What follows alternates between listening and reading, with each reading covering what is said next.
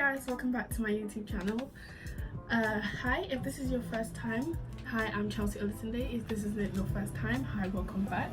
As you can see, the sun is shining, so I thought, you know what better time to record a video with great sunlight, great lighting. Like, look at that, look at that, look at it. Yeah, exactly. So guys, today is going to be a uni advice video because I believe A-level exams are over now and people are starting to wait for the results, hoping to get their first choice. And I just thought there's so much information that I didn't get when I was about to start university that I feel like some people don't know. Okay guys, so to start with, let's talk about getting your choice. So I know it can be very nerve-wracking on the day of getting your results. Trust me, I didn't go to sleep. I was very stressed out because, and even then I didn't even know what I wanted to do. I wanted to do biochemistry.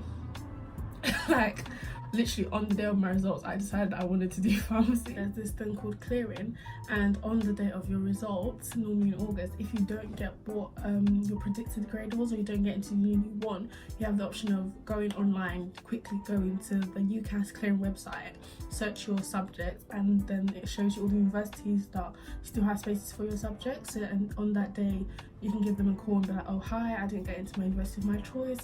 I thought I would give you guys a call and see if I could, you know, get in. And sometimes they'll do an on-phone interview, which is what I did. And even on the day of clearing, not getting the grade that I wanted, not getting to uni I wanted, I was offered spaces at 4 universities on that day. So you can imagine. So like, it's kind of like, don't stress out too much because there's always options. But you guys may hear some noise in the background. It's because my window's open. It's really hot and I can't close the windows because it's hot. So don't feel like you didn't get the university you wanted, you didn't get the grade you wanted. It's all over. That's where everything's done and dusted. What's gonna happen now? Because there's always the options, so never fret. They never tell you this, which I don't understand why they wouldn't tell you, but you are never guaranteed a position in housing accommodation. Like bruh, the things I had to go through coming all the way from Essex, Romford down to Brighton 5 times looking for a house, it was tiring. It was tiring, bro. When you do get into your university of a choice, beforehand do check if they are offering, because some universities will offer first year's accommodation, so make sure you have a look to see if they offer all the first year's accommodations, or if it's kind of pick and choose or first come first serve, and will you go then have to go find a house to rent. And also in finding a house to rent, you need to find housemates. Our first year I went for a lot, guys. I really went for a lot. So you have to find housemates, and some things that the universities do offer is they have a Facebook page. It could be called like University of Brighton Student Housing page, University of Sussex Student House page, University of Leicester Student Housing page. They'll have a page where they let all their students onto, so you can communicate. So people can put on the page, hey guys, I've got a 4-bedroom house, I've got 1 space free, it's on this road, it's this much this week, deposit is this, it's a double, it's a single, all of that. So they do have that, and that's where you can find your housemates. That's where I found my housemates in my first year, and that's when I found my housemates this year as well, conveniently. So those kind of things are helpful. And some universities will offer a house hunting day, so you can come down to the university. They'll have different agencies, different private landlords all in the university, and you basically just go to them and they'll show you whatever properties they have left, because most agencies will save their properties for when first years are looking desperately, and that's why some of them are so expensive. You need to make a list of everything you need for uni, because bruh, you're basically moving out of your house, literally. You need to get your own pots, you need to get your own pans, your own plates, you need to sort everything, like all your bedding, all your like books, getting a laptop, different stuff. There's just a lot. Just make a long list of everything. At the start of every semester, kind of, I always have a long list. I evaluate everything I've used during the semester and what I have left and what I need to re-up when I'm coming back, because coming back to uni and not having anything, empty house is dead, and you don't want to be that person who's always like, can I borrow your plate? Can I borrow your cutlery? Can I borrow this? Can I borrow some of your milk, please? Can I have one slice of bread? Can I borrow a tin foil? You don't want to be that person, trust me, because it will be annoying to your housemates, especially if they're people you don't know. So yeah, that'll be a bit awkward. You're not going to uni where you know anybody's going to that uni also, or your friends aren't there. You can feel like, oh, I'm going to be lonely, uni, all of that. But trust me, you're not going to be lonely at all. If you just go on to whatever university you get into, you just go to their Twitter and search in Brighton University ACS, Nottingham Trent ACS. They all literally have ACS pages. Like when I was joining uni, I literally just stalked Brighton ACS Twitter page, just looking at everything, because I had no idea what an ACS was beforehand. I literally didn't know. I didn't know there was anything called like that. But obviously now it's becoming a bit more popular and people know a bit more about it. So I would advise you go onto your ACS Twitter page. Most times you can DM them and they'll have a massive WhatsApp group chat. So that's what my ACS did. They had a massive WhatsApp group chat. You DM them your number and they'll add you to the group chat, and that group chat was such a good way of finding people. Like I have such close friends I met in that group chat. Like people are so friendly. People will just be like, hey guys, who's going out tonight? Who's going to this motive? Oh, anybody studying this? Anybody studying that? Oh, does anybody live near this place? Oh, is anybody else nervous? Oh, and then like you do who's from this country, what country is everyone from. It was really nice. Like it was really nice to know that you're not alone, kind of in a way. So yeah, that was really good. When you're coming to uni, it's not just you. Come with God, okay? You come with God. Don't because, oh, I'm leaving home, I don't need to go to church on Sunday anymore, I can't sleep my life away on Sunday, I don't need to go to church. No, no, no, no, no. Here's what we're not gonna do. We're not gonna deny God, we're not gonna forget God, we're not gonna neglect God. It's not that, no. So a good thing to do is to find a university on campus church. There are so many, there's always a range of them, there's different ones. Like at some unis there's Charis on Campus, which is the one I go to. The university my cousin goes to, there's Radical Youth there, and then the other just Christian societies, and yeah, there's stuff like that. So basically just find a church, and sometimes some of the services aren't even on a Sunday, they're during the week. Like Harrison Campus started off as just on Wednesdays, but now by the grace of God we now have Sunday services as well for anybody who can't make it on a Wednesday. So it's never going to be an inconvenience out of your way, because it'll always be after all the lectures done. Lectures are usually done by 6, or unless you go to Sussex and you're weird and you finish at 8. So let me get close comparison with this one. When you come to university, not everybody you meet must be your friend. I learned this the hard way.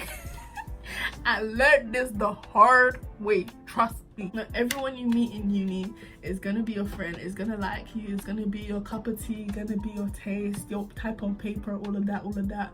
No, it's not. You don't need to be friends with everyone, and the people you do make friends with, be careful. Don't start giving them your whole life story, life history and everything, because people can switch at an instant. So you want to be careful with the friends you do make in uni. And also regarding friends, you want to make sure that you don't lose contact with your friends from back when you were in sixth form, because I can't lie to you, I'm guilty of that. I'm guilty of losing contact with my friends from sixth form, because I was just so consumed by university, just so consumed by the lifestyle, so consumed by just everything that was going on. I was a bit excited, like yeah, I'm not gonna, and it just made, obviously now I'm working towards being better, staying more in contact with them, trying to meet up with them, just keeping up to date as best as I can. Girls, open your ears when I talk now. Open your ears, don't let it go. It needs to go and stay. Avoid the FEMIS, avoid the KWAMES. They don't have your best interest at heart. They don't come to uni and start cooking for boy. No. Why? Are you his mother? He didn't know that he has to learn how to make jollof, learn how to make fried rice, banku, even indomie before he came to uni. He didn't know he had to do that for him to come and be cooking for him. Why? Tell me why. On a serious note, yeah, girls, don't be cooking for mandem. It's not that thing still, because then they'll start doing, oh, uni wife. You're not, you think you're not uni wife. You're just, the name could probably be saved as chef or free feed on the thing. You don't know.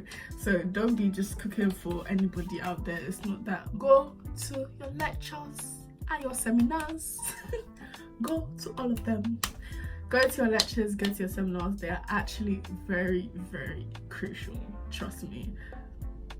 Don't be thinking, oh yeah, I'll do it later. Oh yeah, I'll catch up. No, don't be doing, oh, I went out last night. I have a 9 a.m. Oh, I can't go. I'll make the 10 a.m. You don't get to 10 a.m. I'll make the 12. You don't make the 12. That's uni's over for that day. Why? And trust me, they go through a lot of in 1 hour. They can go through 62 slides. I don't know how, but they can go through it. It just goes. Even if you just go to the lecture to go sit down and just listen, you don't want to take notes, you just listen. It's better to do that than not even go at all, because when revision time comes, when exam time comes, you're going to be teaching yourself the content fresh by yourself and you won't get it. Because what I did was I went to all my lectures, I tried to go to all my lectures, even if I just sat there and I just listened and took in all the information, so that I at least have an understanding when I did go back to go review it or make notes on it. So yeah, go to your lectures is very, very important.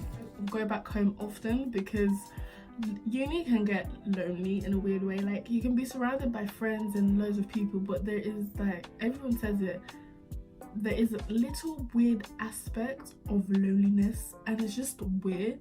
So when you do need a reality check or you're feeling alone, just go back home. It'll make you feel so much better. Go home, warm bed, your room, your parents, have a laugh, you're getting food. Just, it's nice because it helps you just feel like at peace or calm, and gives you kind of like a little bit of a reality check, because sometimes university can really just pull and stretch you out and you're just like, ugh. If possible, if you can, get a part-time job while you're at uni. It can just be Saturday or Sunday, or like get an agency job. It's so good to have a part-time job because it's like, it's a good steady flow of income if you do need it and you don't want to be asking your parents for money all the time, or if your student loan doesn't cover it. And speaking of student loan, all the mandem out there, don't spend your loan on Balenciaga's not gonna pay the rent. Balenciaga's not gonna pay the bills. Put money, food in your stomach. It's not going to. Because why? What do you need Balenciaga for? What do you need Balenciagas for? They're ugly. They are so ugly, and you're spending £800, £1,000, whatever, getting Balenciaga. Please keep your loan and pay your rent. The thing to do with your loan is if you do get a lot enough that covers you for the whole year, pay your rent in like installments. You can pay like 3 months. Okay, you know, for 3 months you're sorted, or just pay like semester terms. So September to December you've paid off that rent. Don't think about whether money's left.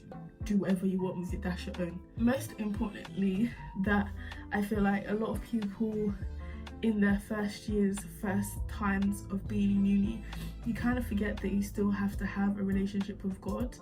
And I'm not gonna say I'm perfect, I'm guilty of that also, of kind of losing my relationship with God, or it just being weak and just being like, yeah, I'll read the Bible whenever, like, yeah, I open the Bible app when I go KLC, when I go to church, when I go back home, yeah, all that. No, you want to have a personal relationship with God, because the struggles you go through in uni and you feel like you can't tell your friends, you can always tell God. And like, who's God gonna go tell? Is he gonna go do me? No, obviously not. So he will always know your struggles, he will always hear your struggles, he will always be there for you in your time of needing, your time of loneliness, whenever you need reassurance, whenever you're feeling anxiety, whenever you're feeling stress, he will always be the one there for you. Keep or start your quiet time if you can, and just really invest into gospel songs as well. It's not drill every day, it's not mash, it's not that. Sometimes just listen to a good gospel song. Okay, so we are coming to the end of this video. I'm really weird today. I'm in a really weird mood. I need to relax, bro. Ugh. I hope this video and the advice I'm giving has helped you a lot, because I know if somebody had told me all of this information, it would have helped me as well. If you do need any extra advice, or you do want advice on how specific unis are, my adopted twin JP, Jean-Paul, he was in my previous video. He does have a blog, and one of his most recent posts was a blog about university student life experience, and he basically just got people to share their experiences from like a range, I think maybe 10 universities. So yeah, I'll put the link of that blog in the description link down below. Don't forget to like this video, don't forget to subscribe, don't forget to share to your friends, share to your friends, because this could help somebody. Okay, do a good deed today, share this video to your friend, help somebody. It'll make you feel better, trust me, it'll make you feel better. A good deed a gay, oh my god, English. A good deed a gay puts a smile on your face. So thank you so much for watching, my darlings. I will see you in the next video. Bye. Oh my god, what is this? Okay, bye.